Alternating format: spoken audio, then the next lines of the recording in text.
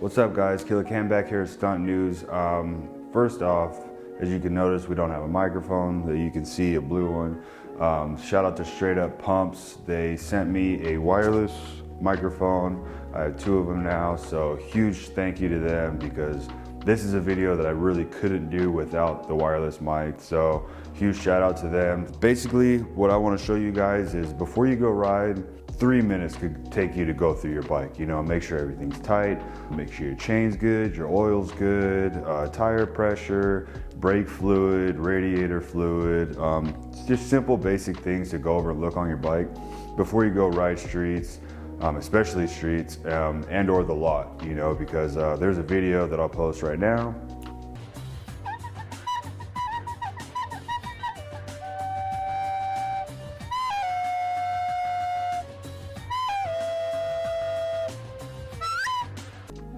So as you can see, the guy's caliper came off. And I guess before the ride he even said, oh, I think they're stripped or whatever the case may be, but he still went out and rode. So, you know, as you can see, that's a result of improper maintenance. You know, if it's not safe to ride, then don't ride it. You know, it's really not worth it. There's plenty of other rides to go on and stuff like that. I'm gonna give you guys a quick run around on my bike.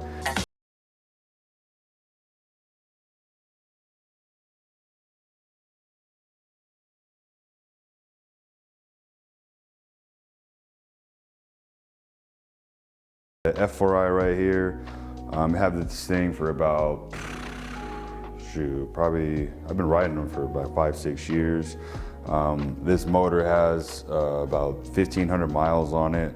It's super fresh. I got it from a guy that crashed the bike like 2 weeks after he bought it in like 2002, and then just kept it in his garage the whole time. So I swapped the motor into that. I have a damage control radiator bracket or, you know, case covers. So that way when you come down from hard wheelies, you don't snap your radiator tabs. I've had this radiator for 3-4 years and they're not cheap, if you know what I mean. I have KevTech axle sliders. This is a 2005 R1 front end with, these are off of a Gixxer, like a 2017-18 Gixxer, something like that. With the R1 front end, I was able to use CBR, no, this is 929 bottom triple trees with the F4i bearings, and this is a Stunt Army top triple tree. You put the reservoirs at the bottom for your handbrake and also for your front master. So this is custom made, it's engraved with my team on it, WCC. I run Pro Taper bars, the Henry Reed bends. Those are the most comfortable for me. I've had these bars for a couple years, I love them. So many people dislike dirt bars. They call them deer antlers, but whatever the case, whatever's comfortable for you. These are more comfortable for me for many reasons. Clip-ons break a lot. There's too many moving parts. So, I mean, I rode one guy's bike and he had some clip-ons on, but he stripped them. And I went to clutch up and then I came down, I tried to do a bunny hop and the whole clip-on on the throttle side just went forward.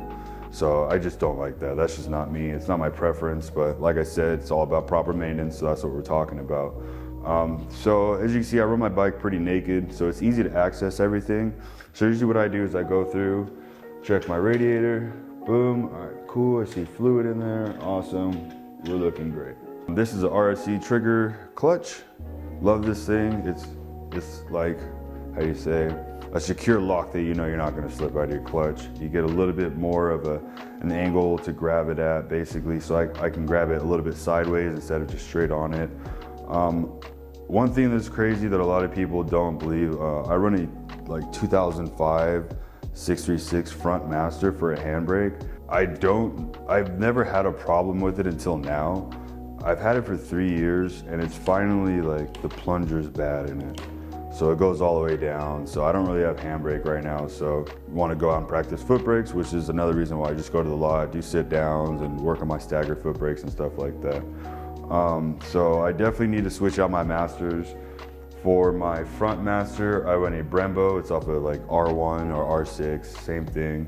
I run a CBR 1000 throttle housing on my throttle because I just like the look of it. It's a lot smoother.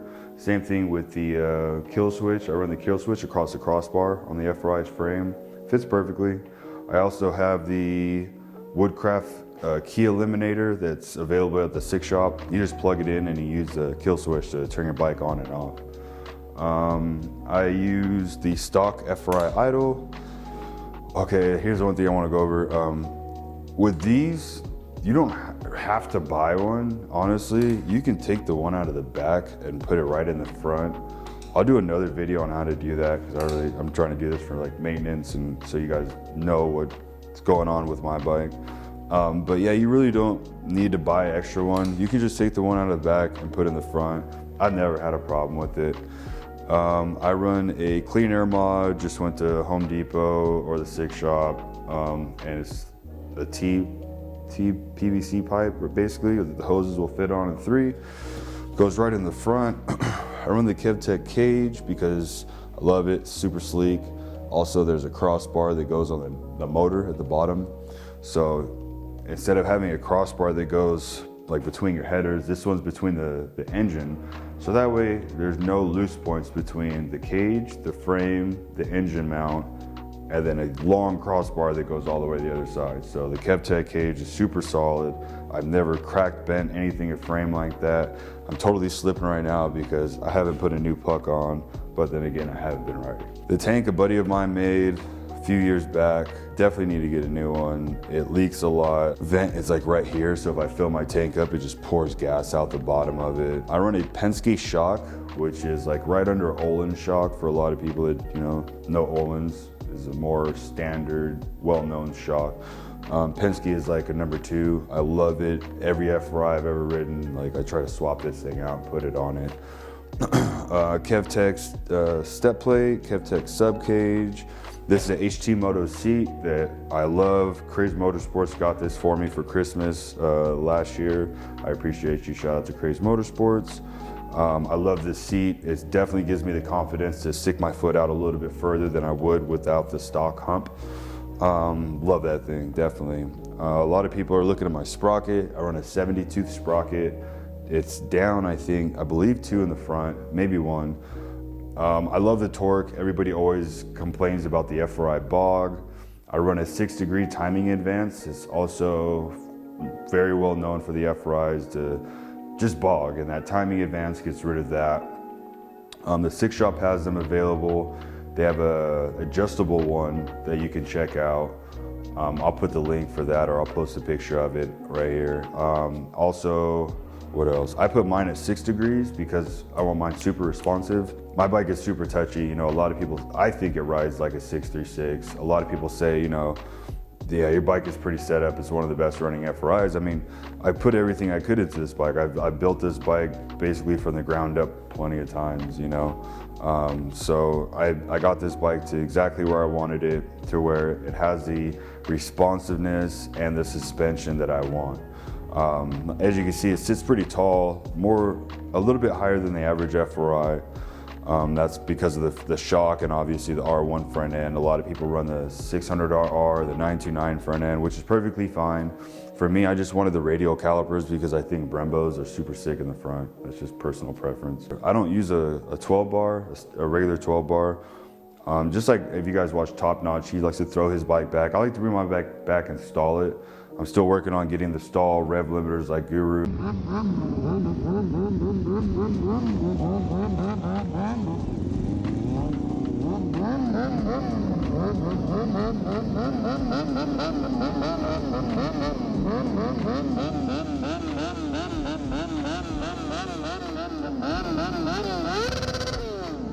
Let him bounce off it 3 times, but I'm working on it. I really wanted to I've seen a lot of European riders ride their bikes without the 12 bar, so I wanted to try it. And then as soon as I went to the lot and I brought it back and I saw how long and, for coast and everything like that, how comfortable it was, yeah, I never really put it back on. I just drilled holes in it, so if I do want to put a round bar on, I can and go hit the streets. That's pretty much the general rundown on my FRI. So basically, here's what you want to do for general maintenance, what I do. I come over here, check my chain. It's not too bad, it's not too perfect, but it's on there. Just go through, make sure, nothing's really too loose, anything like that. My fork seals are leaking, you can see the residue right there. So I definitely need to swap those out, or your oil level is proper. And then, you know, what I do with my bike is once a year, I go through it completely. I take it apart and, you know, tear it down. Every 6 months, I try to check my valves. But like I said, I'm not really riding too much, so I haven't really, you know, had to do that. Yeah, I mean, that's pretty much the general run through on my bike. Let me turn it around for you real quick.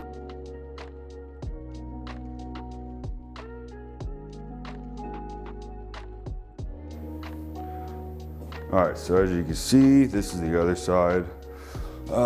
Oil, make sure your bike's pretty level. My bike was putting out green oil, just like the synthetic is what I run. I think it's Motul. I don't remember. I'm not sponsored by anybody for oil, but all that me. But if my oil gets dark and I can't see the green in it, I know it's not working anymore. So I like to change my oil. If you're a lot rider, and you gotta remember you're running your bike really hot at the lot continuously. I know we're not all super rich to be able to change your oil once a month or whatever it may be. So basically what I try to do is every 2 months I try to change my oil. You know, it's what, like $30 for synthetic on it. You know, the oil filter's like $10 or whatever the case may be. So, you know, it's worth it every couple months to change your oil because that keeps your motor running fresh, keeps everything lubricated the way it should be. Because when it's burnt and dark, it's not doing what it should be doing. That means it's used everything that it could. I also run a RSC exhaust. I just put a Thrashin sticker on it. A lot of people question me on that. Shout out to Thrashin and RSC, always, you know, support both of them. Let's see. Oh, the bracket, I run a P32 and another Gixxer front master or front caliper on my KevTech bracket. I believe this is 298. I don't honestly remember the rotor size. Kev's working on making these brackets. I think they're supposed to come out in spring of 2020. But you know, he hooked me up because I'm one of his riders, and I had another handbrake bracket on there. The thing I didn't like about it was a hassle to change my tire, and it was a little bit of a hassle to also take my calipers off. I was running a 310 rotor and 4 piston for the foot brake and 4 piston for the handbrake. So it was a pretty big handbrake setup. So for those that don't know the difference between the two, this is a 4 piston because you have 1 piston, 2 piston, 3 piston, 4. This is a 2 piston because both sides pushes. For like a stock F4i, there's only 1 piston on that, so that's why it's super spongy. If you have that and are running a stock foot brake, my best advice for you for that would be getting a steel braided line, because that helps out just a little bit. You know, same thing with the Grom riders. If you guys put steel braided lines on your Groms, you'll feel the difference, definitely. But back to the handbrake bracket, Kev should be releasing these pretty soon in spring, I believe. When I changed the brackets, I was blown away. There's such a big difference between too much, too little. This is like the perfect medium. You know, whether you're a street rider or a parking lot rider, this has a perfect amount of bite for you, and it's a perfect amount of rotor to be able to cool itself down and not give you that what do you call, brake rape feeling. Another thing for brake fluid that I use that you guys want to check also before you're riding, if it looks like coffee or like your girl's you know, caramel macchiato, whatever it is, you're definitely going to want to change it. You want it a gold honey looking color. You don't want dark brown, tan, you know, nothing nasty like that, because just like with the oil, it's breaking down. It doesn't have the stuff inside of it that should be used, so it's going to overheat really quick and you'll get brake fade and just So that's another key thing that you guys want to remember, is always check your brake fluid and your brake pads as well. Like I said, these are just simple things to go through with your bike, to take a look at, you know, overview, because it could save you a hospital bill, or it could, you know, save blowing an engine, or, you know, overheating your engine, or your radiator exploding, or whatever the case may be. So just take a couple minutes, go through your bike. If you have any questions, concerns, tips like that, feel free to reach out. I do my best to answer all questions and comments. So yeah.